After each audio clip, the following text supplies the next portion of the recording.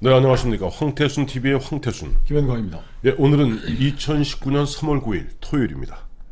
오늘 아침에 북한의 조선중앙통신이 정말 의미심장한 그런 보도를 했습니다. 이런 겁니다. 3월 6일, 3월 7일, 그러니까 이번 주 수요일, 목요일이죠. 1박 2일 동안 18년 만에 제2차 전국 당 초급 선전 일꾼 대회가 열렸다고 합니다.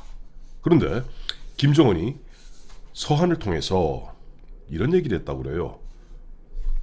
수령의 혁명활동과 풍모를 신비화하면 진실을 가리우게 된다. 다시 한번 읽어드리겠습니다. 수령의 혁명활동과 풍모를 신비화하면 진실을 가리우게 된다. 자, 김영관 실장. 북한 문제에 대해서 그야말로 많은 연구를 해오시지 않았습니까? 네. 제가 알기에 그 수령이라는 것은 수령의 절대적 어떤 신비감, 절대적 무오류, 절대적 무치, 이것이 북한 수령 체제의 핵심 아닌가요? 그 수령을 지금 김정은이는 자기를 수령으로 부른 거죠. 네, 그렇습니다. 근데 북한 체제에서는 엄격하게 얘기하면은 네, 위대한 수령 김일성 동지 한 분만 계시는 건데. 김정일도 수령은 아니죠. 아들. 아니지만 예, 자기가 이제 그 선전 일꾼들한테 선전 일꾼한테 네, 수령의 혁명 활동과 풍물을 신비화하면 진실을 가려야 된다. 그러니까 네, 그 원칙상으로는 수령은 김일성 하나지만은 그 아들인 김정일과 그 아들은 손자인 김정은을 수령급으로 대화한다고 봐야 되겠죠. 그렇죠. 그러니까 지금 김일성이가 뭐 혁명활동과 뭐 하고 돌아다니는 것도 없는데. 그러니까요. 김일성 뭐 신격화를 하지 말라 이런 얘기는 아닌 것 같고, 내가 네, 이건 뭐 혁명활동하고 돌아다니는데 신비화하지 마라. 이게 상당히 그 제가 충격적인 얘기를 스스로 한 건데. 예, 그 이게 북한에는 노동당 규약이나 그 헌법보다 더 중요한 게 있습니다. 물론 우리가 알고 있게 제일 보면 높은 게 헌법이고 보다 더 높은 게 노동당 규약 아닙니까? 노동당 규약보다 더 중요한 게 있죠. 더 있어요? 네. 예. 당의 유일 사상체계 확립을 위한 10대 원칙입니다. 이 원칙을 위배하는 놈들이 다 지금 정치범 수용소에 가 있는 거예요. 그 10대 원칙을 하면 다 고사총포마저 가는군요. 그게 고사총포 만들 뿐만 아니고 예. 10만 명이나 되는 정치범 수용소에 갇힌 사람들이 왜 갔겠습니까? 그 일을 열심히 안 한다고 정치범 수용소에 보냈겠습니까?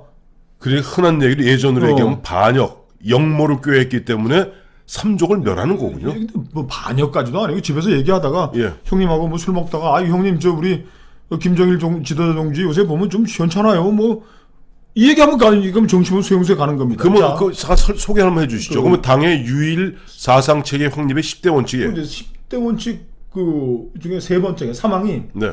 위대한 수령의 권위를 잠깐만, 이 소리 좀 안 들릴까? 이쪽. 자, 사망은 예. 위대한 수령 김일성 동지의 권위를 절대화해야 한다. 네. 그러니까 그 1항이 이거예요. 위대한 수령 김일성 동지밖에는 그 누구도 모른다. 네. 이런 입장과 관점을 가져야 한다예요. 핵심이 네. 수령의 무오류성을 견제하는 데서 우리 노동당 당원들 하는 거지. 우리 노동당원들의 가장 그 혁명가로서의 자질이라는 거예요. 네. 근데 수령의 무오류성을 다시 돌아오겠습니다. 네, 수령의 무오류성을 견제하는 게 당의 유일 사상 체계 확립의 네. 가장 뿌리인데 네. 수령의 혁명 활동과 풍모를 신비화하지 않아도 된다. 이 얘기는 이거 참. 저는요. 그리고 저는 이게 예. 이 대회가 뭐 저 선전일꾼 대회가 18년 만이래요. 18년 만에. 네. 그것도 김정은이가 하노이에서 트럼프한테 두들겨 맞고 완패하고 도착한 3월 5일 새벽에 도착했고 그 다음 날 이틀 동안 예. 18년 만에 열렸는데 네. 여기서 수령의 무오류성을 이의를 제기해도 괜찮다는 얘기가 내려왔다라는 게 굉장히 충격적인 거죠. 저는 의미심장하게 3월 기억하시겠습니다만 3월 1일 새벽에 그 당시 이용호 최선희가 거의 혼나간 사람 마냥 뭐 매달리지 않았습니까? 미국 그 기자회견다고 매달리고 그 사이에 뭐 3월 1일부터 3월 5일까지 닷새 시간이 있었습니다. 그렇죠. 그러니까 아마 이 회의, 이 대회를 갖다 준비하는데 처음에 당초 아마 구상은 이런 거였을 거예요. 그렇죠. 대대적으로 성공을 하고 나면은 원래 김정은이가 갖고 왔던 그림은 그거 아닙니까? 트럼프하고 쑥쑥쑥 해갖고 손 들고 자 이겼다. 그리고 드디어는 보면 저 인민들에게 다 드디어 이제 먹을거리 들어온다. 인천 바다에 진짜 보면 배가 들어왔다. 라고 들어오면 3월 5일날 도착하면 3월 6일, 7일 양일 동안에 그렇죠. 우리 수령님이 정말 드디어 장군님이 이걸 갖다 대대적으로 선전활동 지침을 내려보내려고 그랬는데 여기에 보면 어떻게 보면은 김정은은 사과문을 쓴 거예요. 그렇죠. 김정은은 반성문을 쓴 거예요. 이게 가능합니까? 불가능하죠. 근데 수령 체제에서 예. 그 지금 우리 언론에서는 또 뭐 이걸 하면서 김정은이가 2017년 신년사에서는 뭐 능력이 따라서지 못하는 안타까움과 자책 속에서 한 해를 보냈다라고 얘기한 게 이게 무슨 이거는 지가 한 얘기지. 지가 아예 내가 좀 그래서 좀 겸손하다고 무슨 얘기를 한 걸 수 있겠지만은 네. 인민에게 다가가는 지도자로서의 이미지를 구축하기 위해서 이번에 저 선전일꾼 대회에서 이런 말을 한 것이 아니겠냐 그러는데 이거는 당의 유일 사상 체계 수령의 무오류성을 부인한다는 점에서 1956년에 있었던 후르시초프의 스탈린 격하운동을 연상시키는 그런 느낌이 들어요. 저는요 똑같은 생각이 드는데 이런 겁니다. 보면은 2017년은 김정은이 자기가 신년사에 나와서 그야말로 겸손한 척하면서 애민 지도자로서 이미지를 그렇죠. 한 것이고 이번에는 뭐냐니까 그동안 김정은은 뭐라고 그랬습니까? 저 황태수 TV에서 계속 다루었던 문제 아닙니까? 군의 지도자들, 노동당 지도자들, 그 이른바 사회 지도계층이 자 조금만 참으라, 조금만 참으면 내가 드디어는 탑다운 방식으로 내가 문재인이하고 손잡고 내 트럼프 코 납작하게 해서 드디어 먹을 거 들어온다. 조금만 더 참으라. 그렇죠. 아무리 허리 조금만 더 졸라매라. 라고 갔는데 왕창 완패한 거 아니에요. 그렇죠. 완패한 상태에서는 그 군부의 지도자라든가 당의 지도자들도 이른바 수령의 무오리성에 대해서 문제를 제기하는 겁니다. 그건 아까 말씀하셨던 절대적 독재자였던 스탈린도 물론 사오긴 합니다만은 후르쇼프가 56년에 격하지 않습니까? 그렇죠. 또 그 59년 되면요 기억하시겠습니다만은 펑더하이가 마오쩌둥을 갖다가 이러면 비판하게 되고 결국 그렇죠. 그걸 못 이겼던 마오가 일단 권력의 일부를 내놓은 상태에서 6년 동안 국가지도직에 물러나는 거죠. 그 류샤오찬한테 갖다 일단 내놓고 6년 동안을 갖다 사실상 이선으로 물러나는 그런 일도 있었습니다. 그래요. 지금 김정은이는 이렇게 얘기를 할 거예요. 아니 이 회담을 언놈이 이렇게 엉터리로 만들어 가지고 우리 저 군과 당 지도부에 내가 갔다 오면은 이번 하노이만 갔다 오면 그래도 허리띠 올라맞고 살았는데 그 보리밥이라도 좀 따뜻하게 지어서 인민들 먹여 살릴 수 있게 되겠다고 약속하고 왔는데 반대에 있는 저 군과 당의 지도부들은 아니 뭐 수령님께서 뭐 하자 그러시니까 그 뭐 저 영변 핵시설 뭐 동창리 포기하고 뭐 하고 한다는데 니는 지금 제대로 준비했냐 말이야.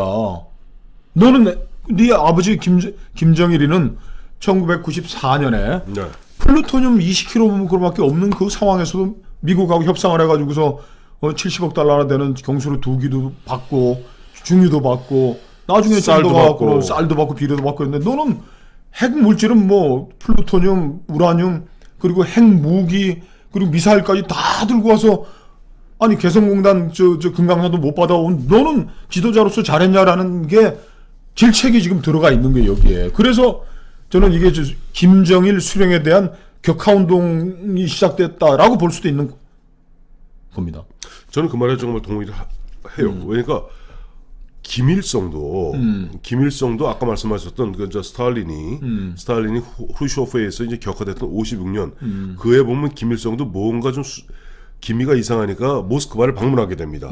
모스크바를 잠깐 비운 사이에 그 당시에 소련파 또 연안파들이 중심이 되어서 당에서 김일성 수상을 다 축출하는 그 회의를 엽니다. 그렇죠. 그것이 그 유명한 1956년 8월 종파 사건입니다. 그 이제 최창익, 박창옥, 윤공음 이런 반당 분자들이 그때 이제 그걸 갖다 무력으로 그때 권총 들고 휘둘러 갖고 겨우 상대방을 물리쳤던 그 앞장서던 김일성의 그 충견이 누구냐 하니까 바로 최룡의 아버지 최현입니다.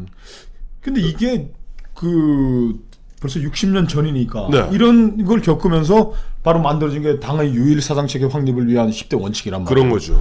근데 그걸 이제 손자 때인 김정은이 때 와가지고 이렇게 문제가 제기가 됐는데 지금 사실은 그 북한 내부가 너무너무 어려운 거예요.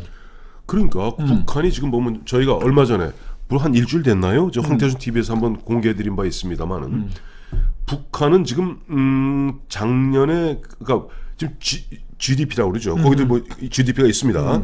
GDP가 2017년에 마이너스 3.5% 그러니까 성장 안 하고 축소된 거예요. 그리고 지금 작년 2018년도는 나오지 않았습니다만은 지금 우리 대한민국 국책연구소에서 나온 건 한 마이너스 5% 정도 축소했을 것이다. 그러니까 그건 1997년, 98년 북한이 고난의 행군하면서 200만 굶어 죽을 때, 100만에서 200만 굶어 죽을 때 마이너스 6.5% 축소했습니다. 북한 경제가 이제 고난의 행군의 근접입니다.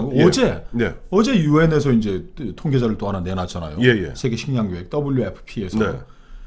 2018년 북한 식량 생산이 곡물 수확량이 495만 톤으로 네. 2017년에 대비해서 9%나 줄어들었다. 마이너스 9군요. 또 다른 또 통계가 유엔에서 나온 겁니다. 유엔은 그 북한에 대한 인도적인 식량 지원하면서 모니터링을 하기 위해서 북한 전역에 그렇죠. 직원들이 나가 있어요. 돌아다니고 예. 뭐 평양이 주재하지만 네. 돌아다니면서 뭐 식량 파악하고 하는데 지금 북한 주민 이건 WHO죠. 유엔 보건기구. 예. 북한 주민 1,090만 명이 1,090명 전체 주민의 43%가 영양실조나 질병에 걸릴 가능성이 높은 지금 상황이고 예. 지금 이 뭐 저 북한이 하도 이게 뭐 유엔 제재가 가해지니까 유엔 뭐 기금 모으는 기금이 워낙 안 모이고 그래서 지원 가능한 주민을 작년에 600만 명에서 380만 명이 줄였다는 거예요. 220만 명은 그나마 뭐 저 영양 뭐 덩어리 영양식 뭐 빵 같은 거 공급해 오던 거 저 지원해서 배제가 된 거죠. 지금 자꾸 평양을 중심으로 보면서 이번에 뭐 통일부 장관으로 임명된 그 친구는 뭐 그런 자들은 뭐 북한 경제가 뭐 김정일 치하에서 잘 돌아가고 어쩌고 그러는데 잘 돌아가기 뭐 개뿔이 잘 돌아가겠어요. 아니 그리고 지금 대중 수출이 그 작년 통계 중국 이제 저 관세청이겠죠. 중국 해관 총수에 보면 이것도 지난 1월 중순에 나온 건데 대중 수출은 2억 1천만 달러, 수입은 21억 8천만 달러, 적자가 19억 7천만 달러예요. 네. 아니 이런 경제 지표로 봤을 때 북한 주민의 43%가 지금 기아 상태로 지금 가고 있다고 하는데 평양 사람들 뭐 그 매일 그 선전장인 그 거기에서 김정은이가 벌써 뭐 지도가 안정이 되고 평양 사람들은 저 옥류관 가서 뭐 저 냉면 먹는다는 거 맨날 대한민국 KBS 내보는데 이 유엔의 이 통계가 과연 북한에 오늘 보여주고 있는 것인지 KBS가 저기 손잡고 가갖고서 북한 사람이 이끄는 대로 가가지고 옥류관, 청류관에 가서 냉면 먹는 사람도 이렇게 많고 평양은 안정돼 있고 유엔 제재는 해봐야 소용도 없다. 그 지금 이번에 통일부 장관 된 그 친구도 뭐 통일부 장관 김현철이라는 친구도 뭐 제재해봐야 소용도 없고 김정은 지도하에 경제가 살아나고 있고 이 통계 수치들은 그럼 뭐 아니, 잠깐만 그 아까 말씀하시니까 아까 대중 수출이 얼마? 2억 얼마요? 2억 1천만 달러. 2억 1천만 달러. 그게 90% 가량 준 거죠 전년 그렇죠. 대비. 90%준 거죠. 88% 이게 유엔 제재의 영향인데. 예. 그러면 김현철이 같은 친구 얘기 따르면 그냥 북한 그냥 놔두면 되는 거예요. 김정은이가 잘 통치해서 뭐 잘 먹고 사는데 왜 우리가 관심을 갖고 애명굴면 그 금강산 뭐 하고 저 개성공단 열어주려고 난리예요. 김 시장, 우리 연초에 그때 보면 KBS 우리 한번 그거 하다 보면 우리 심하게 우리 다루지 않았습니까? 그러니까 KBS 1시간짜리 프로 만들어 갖고 그 이사 넓적구워 잘생겨 할아버지 마음 좋게 생긴 할아버지 만나갖고 얘들아 왔니? 뭐 그래가면서 그 설 풍속도라고 보여줬고 그거 보면은 지상 천국이에요. 지상 천국이죠. 그런데 유엔에서 보면 1,090만 명. 전체 인구의 43% 영양 실조에 걸려 있다는 겁니다. 자, 이러니 김정은이도 죽을 지경인 거예요. 아니, 김정은 입장에서 이렇지 않겠어요? 지경이죠, 지금. 밑에 보면 행정부, 당 간부들, 군부들 와서 장군님 어떡하시겠습니까? 지금 뭔가 지금 몸 꽉 틀어막혀 있는데 뭔가 매개해서 할 거 아닙니까? 그래서 그때 여태까지 속이 온 거 아니에요? 내가 알아서 하겠다. 그렇죠. 알아서 하겠다. 좀만 참아라. 좀 참아라. 근데 이번에 완전 트럼프한테 완벽하게 지금 완전 돌아간 거 아니에요? 그러니까 아래서 이제 대드는 거죠. 일군대에 가는 서한을 쓴 거는 김정은이 쓴 건 아니죠. 그 밑에 있는 이제 노동당이나 뭐 이 정부의 참모들이 쓴 건데 이 친구들도 겁이 나는 거예요. 겁이 나니까 야 니도 책임이 있다라는 얘기를 김정은한테 들이밀어서 수표를 받은 거야. 한마디로 얘기해서 드디어 수령의 절대성이 흔들리는 겁니다. 자, 무료성, 절대성이 저 흔들리는 거죠. 예전에 황제 폐하, 우리 딴 얘기할 거 있어요? 우리 흔히 얘기할 때 우리 알록산에는 났을 때 당현종이 보면 그 양귀비 끌고 이제 도망가지 않습니까? 그 밑에 친위 군대들이 뭐라고 그래요? 그 탁 산 그 중간에 언덕 넘어가서 마약인가 거기서 칼자루 치면서 황제 폐하 못 모시겠습니다. 그 빨리 양귀비 내주십시오. 목을 자르게. 결국 울면서 현종이 내놓지 않습니까? 그렇죠. 저는 이와 같이 지금 묘한 움직임, 이른바 북한 권력 신부의 엄청난, 지금 이렇게 작아 보이지만은 엄청난 균열이 생긴 거죠. 그게 18년 만에 열린 일꾼대회, 선전선동 일꾼대회에 보낸, 그건 김정은이 초자받겠어요? 아래서 만든 거지? 아래서 만들어도 김정은이 수변할 수 없죠. 결제하면서 등골이 선을 했겠죠. 그렇죠. 자, 보면은 최근 보니까 3월 1일 날 3.1절 보면 그 김한솔 쿠알라룸푸르에서 죽은 그 김정남의 아들이죠. 김한솔. 그 어떻게 보면 김일성의 맞손자입니다. 그 김한솔을 갖다가 뭐 떠받든다는 이른바 천리마 민방이라는 뭐 정체불명의 단체가 있어요. 거기에서 자유조선을 선포하고 북한의 임시정부를 선포했다. 이러한 것들이 마치 쫙 얽혀서 묘한 느낌으로 다가오는 3월 9일 토요일입니다. 감사합니다.